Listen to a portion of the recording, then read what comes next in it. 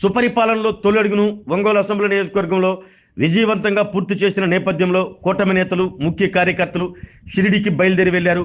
మహారాష్ట్రలోని షిరిడీకి టీడీపీ, జనసేన, బీజేపీకి చెందిన సుమారు 140 మంది ఒంగోలు నుండి విజయవాడ వెళ్లారు. అక్కడ నర్సాపూర్ ఎక్స్ప్రెస్ రైల్లో బయలుదేరతారు.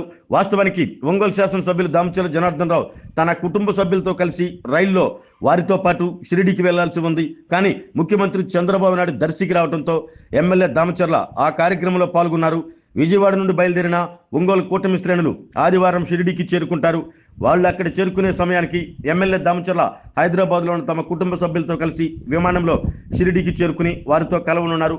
ఒంగోలు నుండి షిరిడీ వెళ్లిన వారిలో ఒంగోలు నగర తెలుగుదేశం పార్టీ అధ్యక్షులు బండారు మదన్, ప్రధాన కార్యదర్శి బడపాటి వెంకట్, సీనియర్ నాయకులు ఎక్కల తులసిరావు, కొటారి నాగేశ్వరరావు, తూము సుబ్బారావు, సూపర్ వెంకట్రావు, తాతా ప్రసాద్, సూర్యప్రకాష్ రెడ్డి, పల్లపోతు వెంకటేశ్వర్లు, పునుగుబాటి అమర్, పప్పు శ్రీను, తెలుగు మహిళా నగర అధ్యక్షులు పెద్దిశెట్టి వరలక్ష్మి, నాయకురాళ్లు ఆర్ల వెంకటరత్నం, రావుల పద్మజ, నాలమ నరసమ్మ, తమ్మిశెట్టి రామాదేవి, తి అనంతమ్మ, కత్తి పద్మ తదితరులు ఉన్నారు.